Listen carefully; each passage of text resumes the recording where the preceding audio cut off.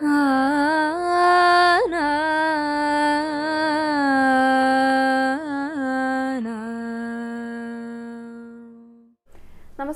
Guruvayur devotees ഓൺലൈനിലേക്ക് ഏവർക്കും സ്വാഗതം. സർവം കൃഷ്ണമയം.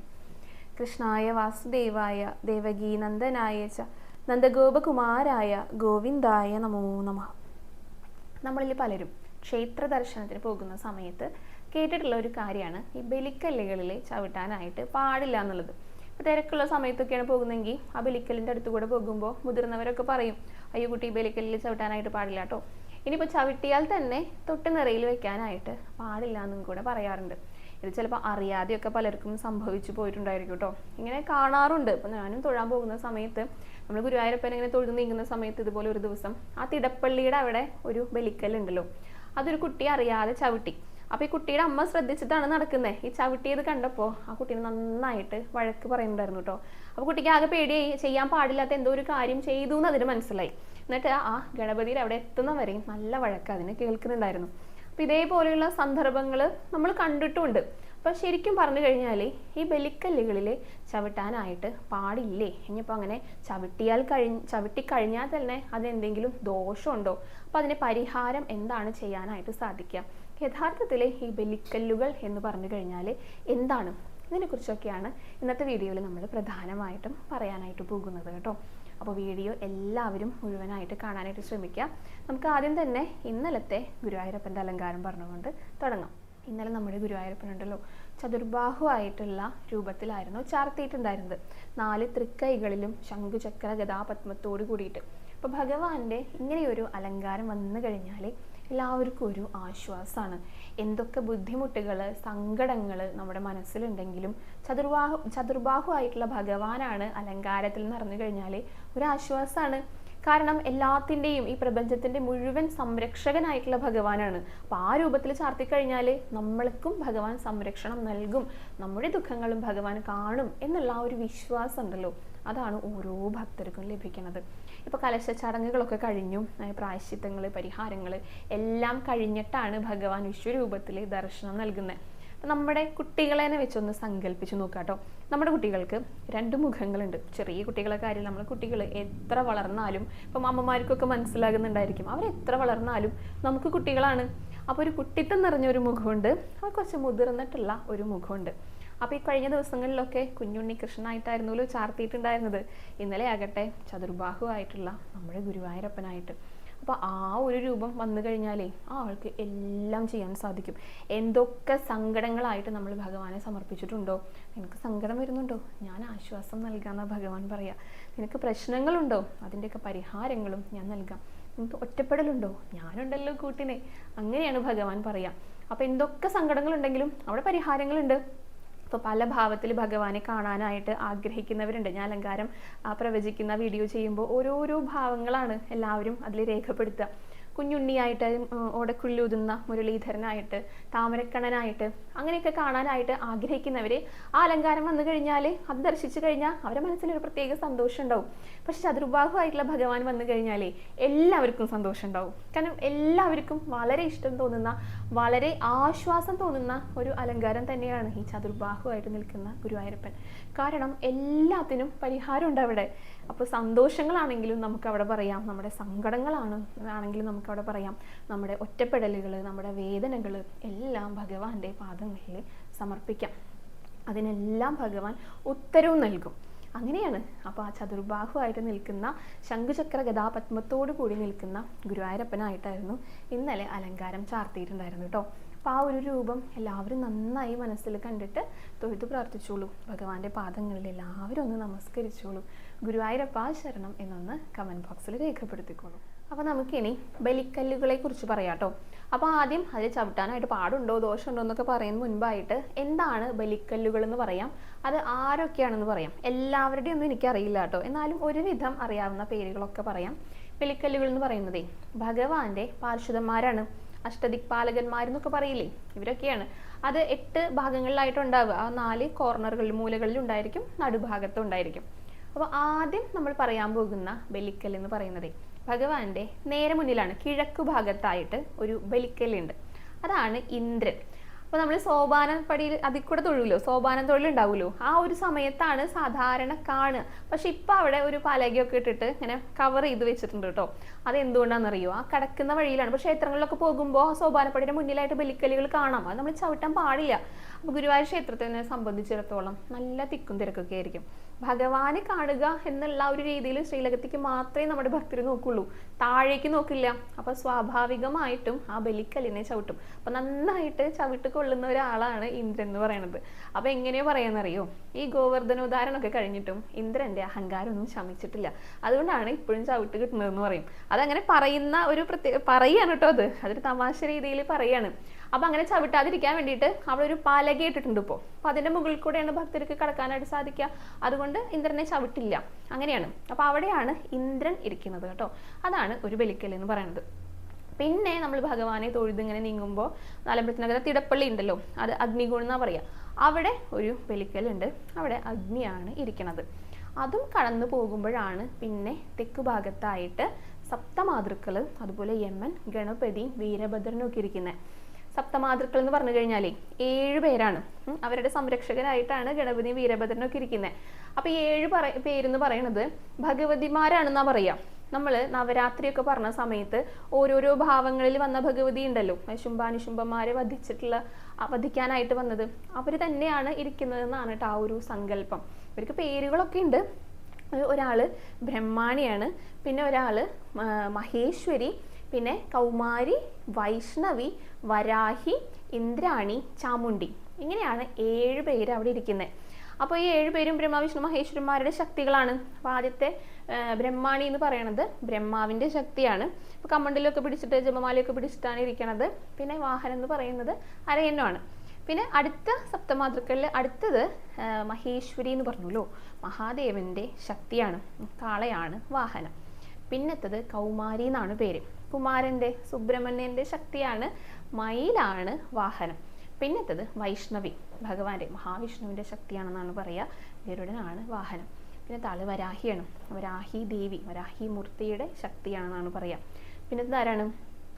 ഇന്ദ്രാണി, ഇന്ദ്രന്റെ ശക്തിയാണ്, അതുകൊണ്ട് തന്നെ ഐരാവതാണ് വാഹനം. അടുത്ത ആളാണ് ചാമുണ്ഡി, ഭദ്രകാളിയാണ് ഉഗ്രരൂപിയായിട്ടുള്ളത്. അപ്പോൾ ഇവരൊക്കെയാണ് സപ്തമാതൃക്കളായിട്ട് ആ തെക്ക് ഭാഗത്തായിട്ട് ഇരിക്കുന്നത് കേട്ടോ. അവരുടെ സംരക്ഷകരായിട്ട് ഗണപതിയുണ്ട്, വീരഭദ്രനുണ്ട്. പിന്നെ അതും കഴിഞ്ഞിട്ട് ആ തെക്ക് പടിഞ്ഞാറ് മൂലയുണ്ടല്ലോ, അവിടെ ഒരു ബലിക്കലുണ്ട്, അതിന് നിര്യതി എന്നാണ് പറയുക. പിന്നെ വടക്ക് ഭാഗത്തായിട്ട് വരുണനുണ്ട്, പിന്നെ പടിഞ്ഞാറ് ഭാഗത്തായിട്ട് വരുണനുണ്ട്, പിന്നെ വടക്ക് പടിഞ്ഞാറ് ആ ഒരു മൂലയിലായിട്ട് വായുണ്ട്, പിന്നെ വടക്കായിട്ട് കുബേരൻ, പിന്നെ അവിടെ നിന്ന് കുറച്ച് നീങ്ങിയിട്ട് നിർമാല്യധാരി എന്ന് പറയും, വിശ്വക്സേനൻ എന്ന് പറയും. നിർമാല്യധാരിക്ക് ഒരു കഥയൊക്കെ ഉണ്ട് കേട്ടോ. അങ്ങനെ ഓരോരുത്തരാണ് അവിടെ ഇരിക്കണത്. നിർമാല്യധാരിയുടെ കഥയും കൂടെ ഇതിനോടൊപ്പം പറയാം. ആ ഒരു ഭാഗത്തായിരുന്നല്ലോ മുൻപ് താമരക്കണ്ണനെ വരച്ച് വെച്ചിട്ടുണ്ടായിരുന്നു ഒരു ചുമർ ചിത്രം. ഇപ്പൊ മാറ്റി വരച്ചിട്ടുണ്ട്, ആ വടക്ക് ഭാഗത്തായിട്ടുണ്ട്. മുന്നേ ഈ ഒരു മൂലയിലായിരുന്നു. അപ്പൊ താമരക്കണ്ണനെ കാണാനായിട്ട് ധാരാളം പേര് വരും. എപ്പോഴും ഭഗവാനെ തൊഴുത് കഴിഞ്ഞാൽ പിന്നെ താമരക്കണ്ണനെ കാണാനായിട്ടുള്ള ഒരു തിടുക്കാണ്. അപ്പൊ കുറേ പേര് അവിടെ വന്ന് നിന്നിട്ടേ അവസാനം ഈ നിർമാല്യധാരിനെ കാണാതായി. അത് ശിവലിംഗം പോലത്തെ ഒരു രീതിയിലാണ് ആ ഒരു ബലിക്കലുള്ളത്.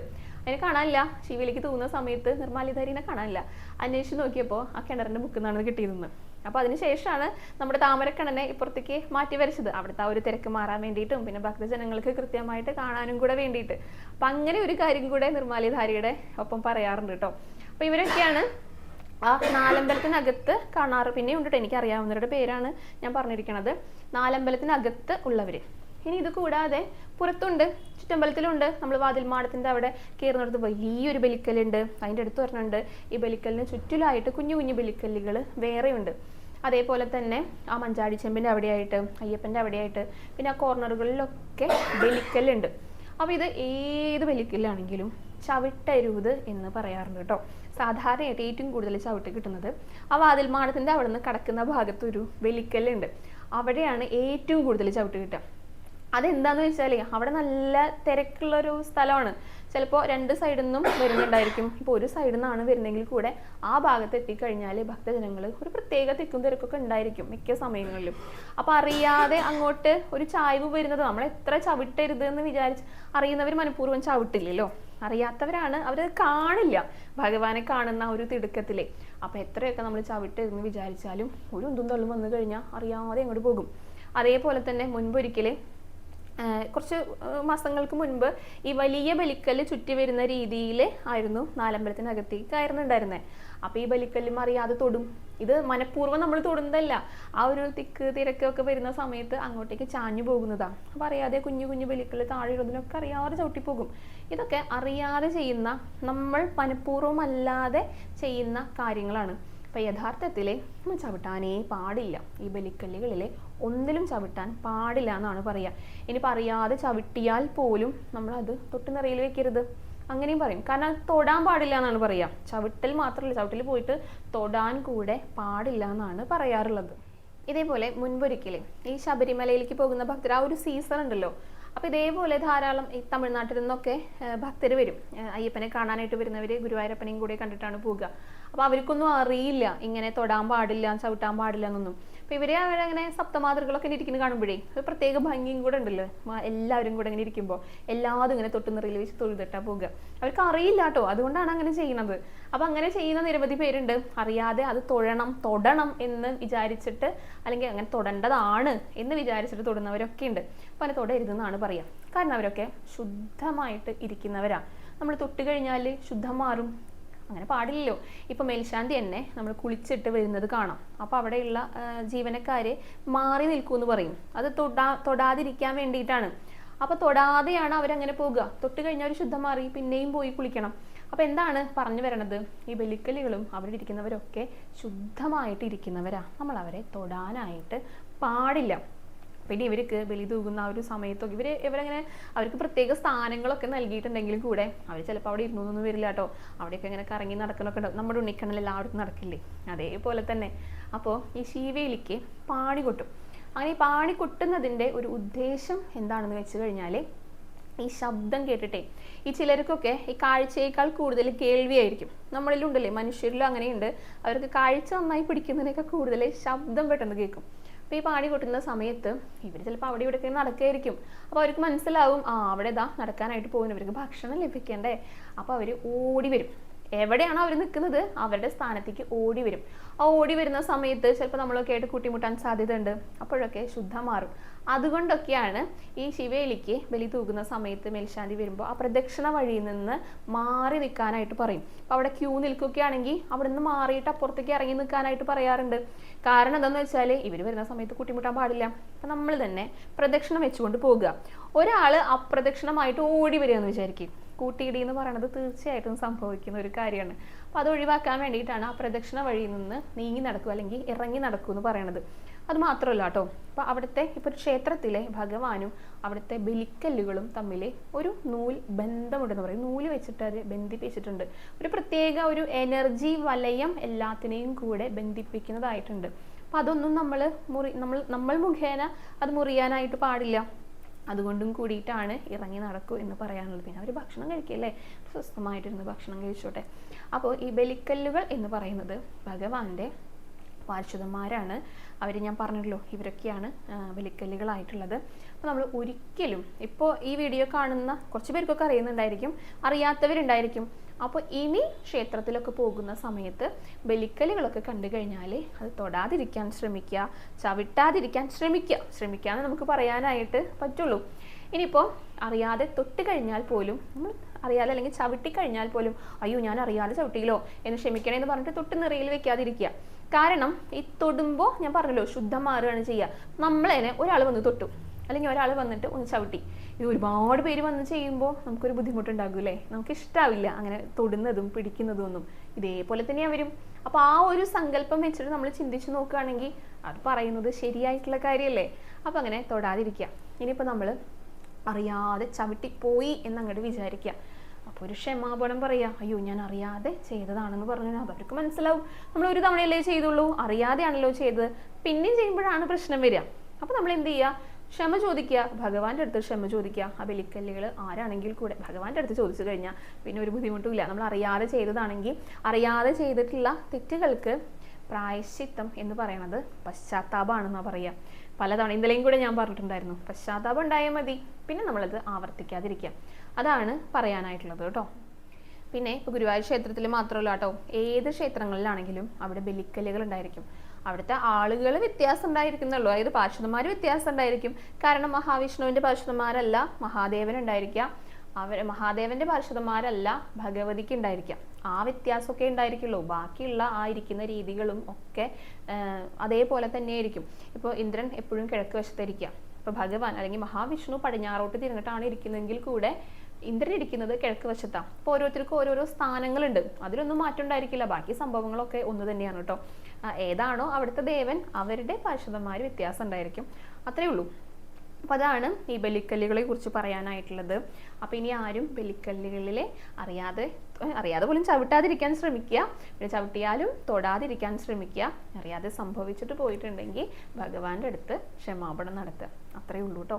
ഇനി നമ്മുടെ ഭക്തരുടെ ചോദ്യങ്ങളിലേക്ക് കിടക്കാം കേട്ടോ. കൊടിയേറ്റം കണ്ടു കഴിഞ്ഞാൽ കൊടിയിറക്കവും കൂടെ കണ്ടു കഴിഞ്ഞിട്ടേ പോകാവൂ എന്ന് പറയുന്നത് എന്തുകൊണ്ടാണെന്നാണ് ചോദിച്ചിരിക്കുന്നത്. അത് പലരും കേട്ടിട്ടുണ്ടായിരിക്കും. ഇപ്പം ഏതൊരു ക്ഷേത്രത്തിലാണെങ്കിലും ഉത്സവത്തിന് കൊടി കയറി കഴിഞ്ഞാൽ അത് കാണുന്നവർ തീർച്ചയായിട്ടും കൊടിയിറക്കവും കാണണം, അങ്ങനെയാണ് പറയുക. അതെന്തുകൊണ്ടാണെന്ന് വെച്ചാലേ ഇതെല്ലാം പ്രദേശവാസികൾക്കുള്ളതാണ്. ദൂരെ നിന്ന് വരുന്നവരുണ്ടായിരിക്കും, അവർക്ക് എന്തായാലും തിരിച്ചു പോകണമല്ലോ. ഇപ്പോൾ മുൻകൂട്ടി അറിയാതെ, ഇപ്പോൾ കൊടിയേറ്റമാണ് അല്ലെങ്കിൽ ഉത്സവമാണ് എന്നൊന്നും അറിയാതെ വരുന്നവരുണ്ടായിരിക്കും. ഇപ്പോൾ തമിഴ്നാട് അങ്ങനെ ദൂരെയുള്ള സ്ഥലങ്ങളിൽ നിന്നൊക്കെ അവർ ഭഗവാനെ തൊഴുകാന്ന് മാത്രം ഉദ്ദേശിച്ചിട്ടായിരിക്കും വരുന്നുണ്ടായിരിക്കുക. തീർച്ചയായിട്ടും അവർക്ക് തിരിച്ചു പോകേണ്ടതായിട്ടുണ്ട്. അങ്ങനെയുള്ളവർക്കൊക്കെ പോകാട്ടോ, അതിലൊന്നും ഒരു കുഴപ്പമില്ല, ഒരു വിരോധവും ഇല്ല. ഇവിടെ നിൽക്കണം എന്ന് പറയുന്നത് പ്രദേശവാസികളുടെ അടുത്താണ്. അവരാണ് ഈ കൊടിയിറക്കം, അതായത് കൊടിയേറ്റം തുടങ്ങിയാൽ കൊടിയിറക്കം വരെ ഇവിടെ ഉണ്ടാവണം എന്ന് പറയണത്. അതെന്തുകൊണ്ടാണെന്നറിയോ? ഗുരുവായൂരപ്പൻ്റെ കാര്യം തന്നെ എടുക്കാം. ഗുരുവായൂരപ്പൻ്റെ ഉത്സവമാണ്, വളരെ ആഘോഷമായിട്ടാണ് നടത്തേണ്ടത്.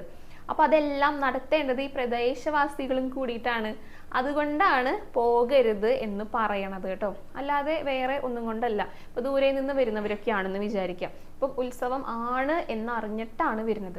പനയോട്ടം കാണാം, കൊടിയേറ്റം കാണാം, പിറ്റേ ദിവസം ഭഗവാന്റെ കഞ്ഞിയും പുഴുക്കും കഴിക്കാം എന്നൊക്കെ വിചാരിച്ചിട്ടായിരിക്കും വരിക.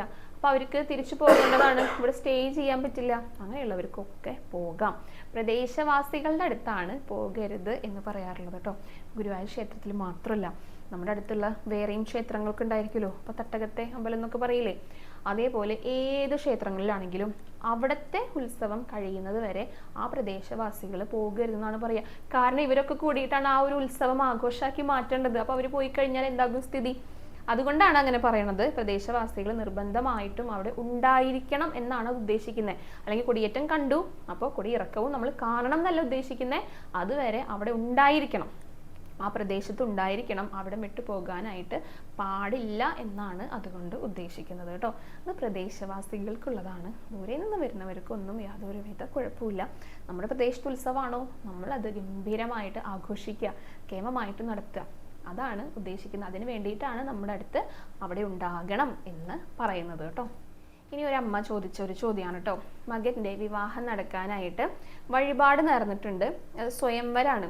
അപ്പോൾ ആ വഴിപാട് വിവാഹത്തിന് മുൻപേ നടത്തണോ അതോ വിവാഹം കഴിഞ്ഞിട്ട് നടത്തണോ എന്നുള്ളത്. ഇത് മുൻപൊരിക്കൽ ഞാൻ പറഞ്ഞിട്ടുണ്ട് കേട്ടോ.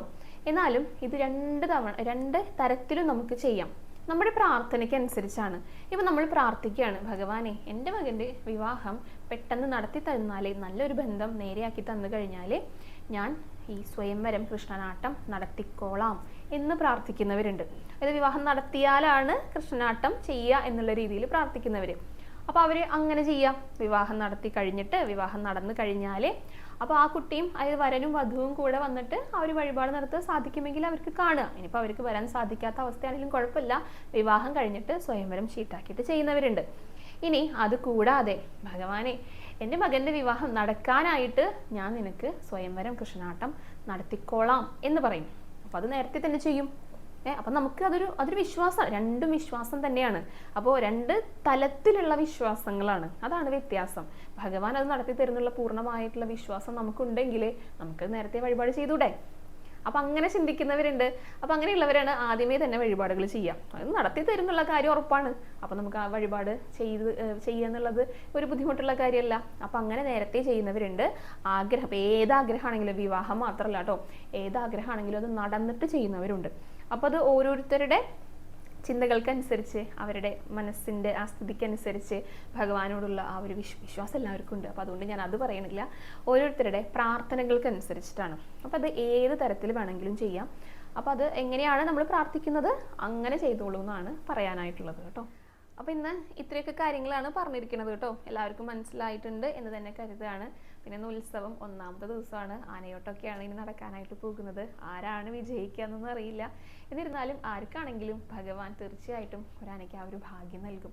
അപ്പോൾ കാണണമെന്ന് ആഗ്രഹിക്കുന്നവരൊക്കെ പോന്നോളൂ കേട്ടോ. അപ്പോൾ ഇന്നത്തെ വീഡിയോ ഇവിടെ അവസാനിക്കുകയാണ്. ഇനി നാളത്തെ വീഡിയോയിൽ കാണാം. ഹരേ കൃഷ്ണ, ഹരേ ഗുരുവായൂരപ്പ.